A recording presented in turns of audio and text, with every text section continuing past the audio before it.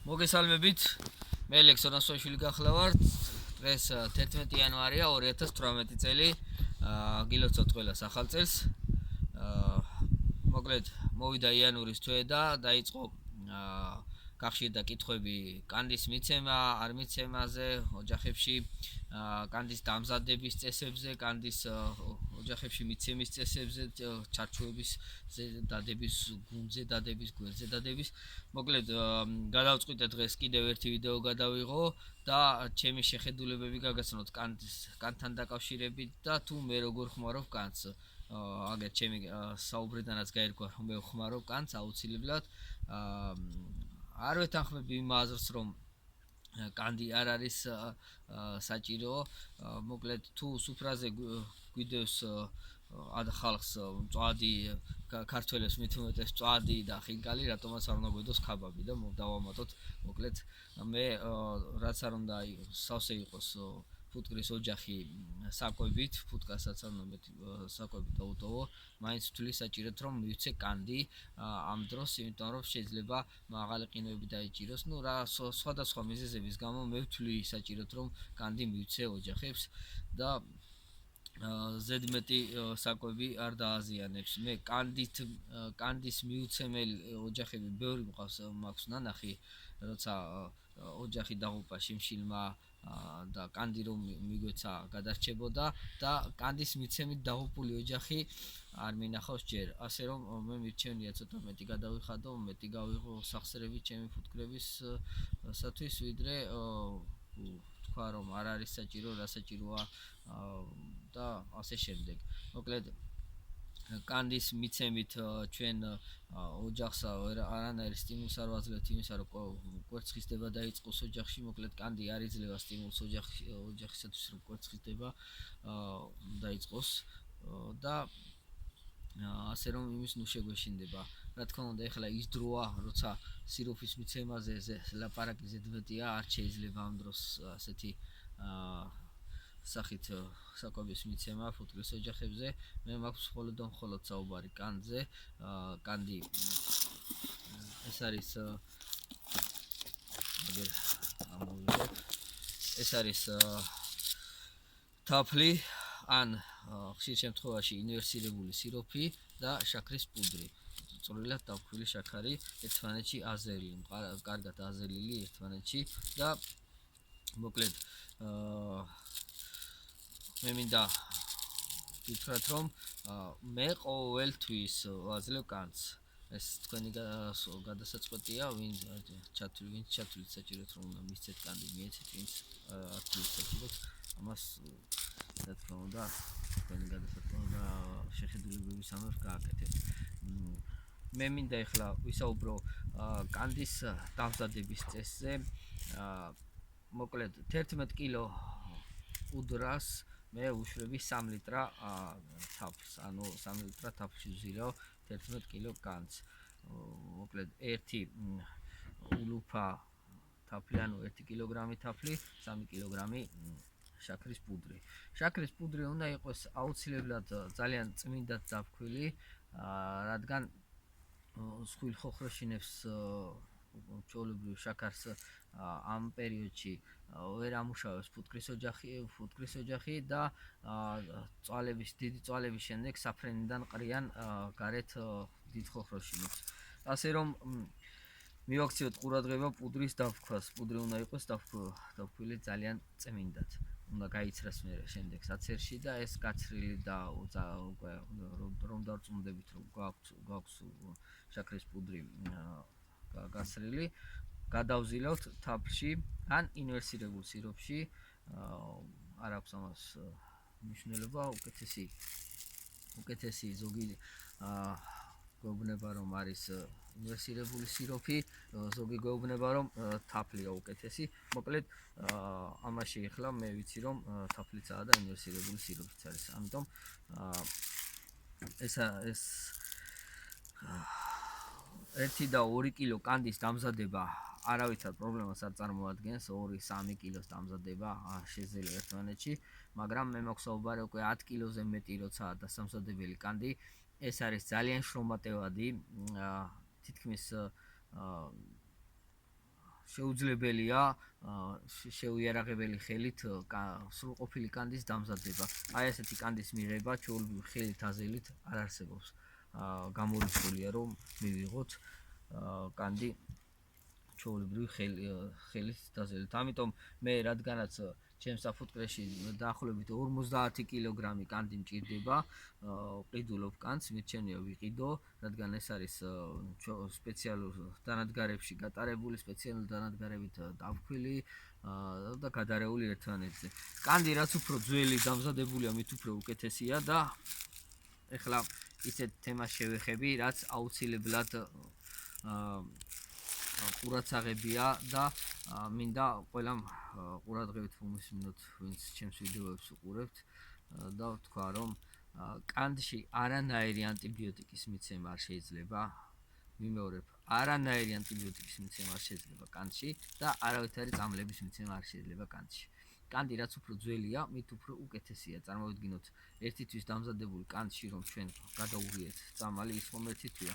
მე მივეცით ოჯახში, შეიძლება იმ ოჯახმა გაზაფხულამდე არ აიღოს ეს კანდი. არის ოჯახები, ფუტკრის ოჯახები, რომლებიც კანს არ ითვისებს, არ ჭირდება და არ იღებს. არის ოჯახები, რომლებსაც თაფლიც აქვთ, ყველაფერი აქვთ, მაგრამ კანს მაინც იღებენ. მოკლედ, კანში მხოლოდ და მხოლოდ შეიძლება გადაურიოთ 10% ცილოვანი საკვები.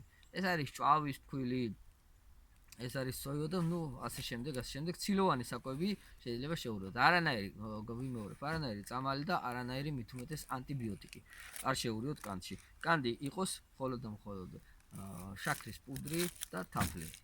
ერთმანეთში კარგად და მყარად შეზერილი. უნდა მივიღოთ აი ასეთი მასა, მოკლედ ნოტიო იყოს, აი არც სველია და არც მშრალია. ნოტიოა და მიღებულია მყარი მასა, რომელიც არ უნდა ჩაიღვენთოს, არ უნდა დადნეს. ამას ხელით ზელვით ძალიან ძნელად მივიღებთ.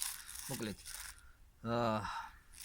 გადავიდეთ ახლა ჩვენ ოჯახებში კანდის მიცემაზე, მიცემის ხერხზე. აგერ ავიღებთ კანდის ერთ პორციას, ასე გავჭრით შუაზე. ვაძლევ 9.5 კილო ულუფებს და უდებ ოჯახებს. რომელსაც შევხედავ რომ აიღეს, მერე შემდეგ ისე ვუმატებ. მოკლედ დავიღოთ ეს გამზადებული კანდი და მე შევეცდები თქვენთან ერთად ოჯახებს დავუდგე. ვით ჩიტის ბუდე ჩამოვარდნილა მაღლიდან. უფრო სახალ გააკეთეთ იქნება.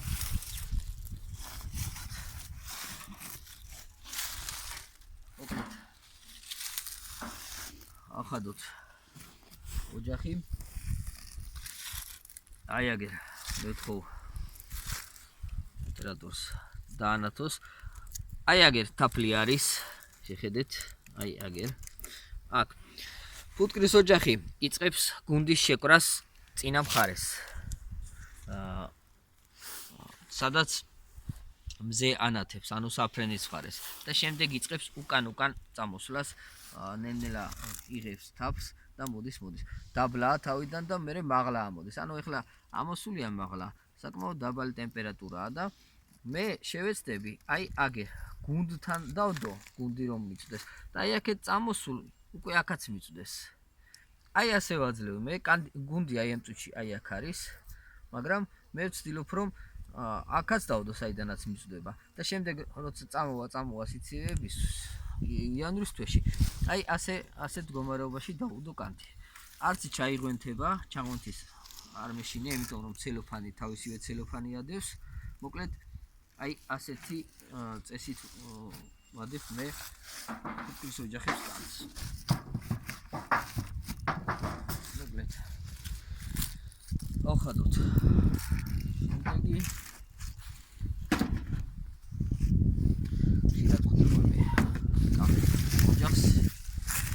ისე ვავხადოთ ეს ოჯახი. აი აქაც იგივე სიტუაციაა. თაფლი აქვთ. აი აგერ ამ ჩარჩოზეც არის თაფლი, აგერ ამ ჩარჩოებზე სულ თაფლი აქვთ. მაგრამ მე მაინც ვცდილობ რომ დავუდო ეს კანდი. შევუქეცავ აქეთ. აი ასეთ მდგომარეობაში ვუდებ კანს. მაღლა არის ამოსული საჭიროების შემთხვევაში აიღებენ. თუ არ აიღებენ, აგერ დამახვედრებენ ამ კანს და არაფერი პრობლემა არ არის. შეიძლება ფუტკრის ოჯახი ძლიერი იყოს, კონდეს საკვები, მაგრამ რა ვიცი, ვერ გადავიდეს ჩარჩოდან მე მიღის 9 კილო კანდი იმათ რომ ოჯახი თავი დავისვიო და ოჯახებს ეცულოთ ხიცალი მაქვს ციფრია გაყოლებაზე. აგერ ვიდოთ ეს კაც. აი აქ უკვე მაღლა ამოსული, მოვთხოვ ოპერატორს დააფიქსიროს. თაფლი აქვთ ოჯახებს საკმაო რაოდენობით და მაინც მე დაუდებ აი აგერ ასეთი ფორმით კანს. გუნდიც რომ მიწვდეს კანს და აქეთ წამოსულები რომ მიწვდნენ კანს. მოკლედ ისე დავდებ რომ არ ჩაიღვენთოს ოჯახში. აუცილებლად ცელოფანი დავუდეთ ქვემოდან კანს და ისე მიეცით ოჯახებს კანდი. ის ოჯახებს. დამზადებაზე მე მგონი ყველაფერი თქვი, ჩვეულებრივად მიღებთ. ზილა თექნოლოგიში აბსა. რაკეთებს? აი ამ ოჯახს იხარი უდევს, პატარა ოჯახია, ზუსტი ოჯახია. საკმაოდ ბევრი ფუტკარია და მე შევეცდები აი აქ დაუდო ახლა ეს კანდი, რომ გაუბრაზე ყოლქონდეთ. თუ დაჭირდებათ, აიღებენ, თუ არ დაჭირდებათ, არ აიღებენ. კიდევ მეორე ფამის. დამზადებაზე ვისაუბრე. ანტიბიოტიკები რო არ უნდა მისცეთ, იმაზე ვისაუბრე და წამლების შერევა არ გირჩევთ არავითარ შემთხვევაში კანში. სხვა დანარჩენს მე პრობლემას ვერ ხედავ კანდის მიცემა არ მიცემაში. მინდა კიდევ გავამახვილო ყურადღება იმ ხალხისთვის, ვინც არ არიან მეფუტკრეები და ხშირად გვეკითხებიან ხოლმე მეფუტკრეებს, ზამთარში აჭმევთ თუ არა შაქარს ფუტკარს. ჩემო პატრიციულო მეგობრებო, მე ამ ოჯახებში ეხლა ჩავდე 9 კილო კანდი. ძლიერი ეხლა არის იანვრის თვე. ნახევრად პასიურ მდგომარეობაშია ფუტკარი, ეხლა არც თაფლს ამზადებს, არაფერს პირიქით თავის დამზადებული თაფლი გვაქვს აგერ ჩატოვებული კი ჩანდა კამერაში, აქვთ თაფლი და ამ თაფლს მიირთმევენ მთელი ზამთრის განმავლობაში. ეს შაქრის პუდრი და თაფლი ერთმანეთში აზელს ვაძლევთ მეფუტკრეები იმისათვის რომ თავი დავიწყოთ და არ დაგვეხოცოს ფუტკარი გაზაფხულამდე როგორმე მივიტანოთ თავი ფუტკარს. მოკლედ 100 კილოგრამი თაფლს გადაამუშავებს წლიდან სეზონზე ძლიერი ფუტკრის ოჯახი. აი ეს 9 კილო თაფლი არაფერს არ შეერევა. 100 კილოგრამ თაფლს ჩვენ კი არ გვაძლევს. მთლიანი წლის განმავლობაში თავის ბარტყი სეზონზე 500-დან ნელ-ნელა თავიდან 500-ს არდებს, ცოტ-ცოტას ზრდის და არის ან დედები, რომლებიც 2000-2500 კვერცხს ხდებენ დღეში და აქედან გამომდინარე დღეში ამდენივე ბარტყი იჩეკება. ამ ბარტყს და ამ რაოდენობის ფუტკარს ჭირდება საკვები, თაფლი და მოკლედ მთელი წლის განმავლობაში და ანგარიშებულია და მინიმუმ ძლიერი ოჯახი მინიმუმ 100 კილოგრამ თაფლს გამოიმუშავებს, გადაამუშავებს, ზოგს ჩვენ გვაძლევს, ზოგს თვითონ ვუტოვებთ სკეფში მეფუტკრეები და ზოგს კი წლიდან მთელი სეზონის განმავლობაში იღებენ. ასე რომ ეს 9 კილო მიცემული 9 კილო კანდი არაფერში არ ჩანს და ტყუილად ნუ გაქვთ იმის დარდი ხოლმე რომ ზამთარში შაქარს ხომ არ აჭმევთ მეფუტკრეები. შაქარს არ ვაჭმევთ, ეს არის შაქრის პუდრი არეული თაფლთან. მოკლედ იმედი მაქვს ყველაფერი გითხარით და ამით დავამთავრებ დღევანდელ ვიდეოს. გვიყურეთ, მე ხშირად ვიღებ ხოლმე ვიდეოს და ჩემს YouTube გვერდზე ანთავსებ. გირჩევთ მისცეთ კანდი ფუტკრის ოჯახებს. კარგად ბრძანდებოდეთ, მადლობა ყურადღებისთვის.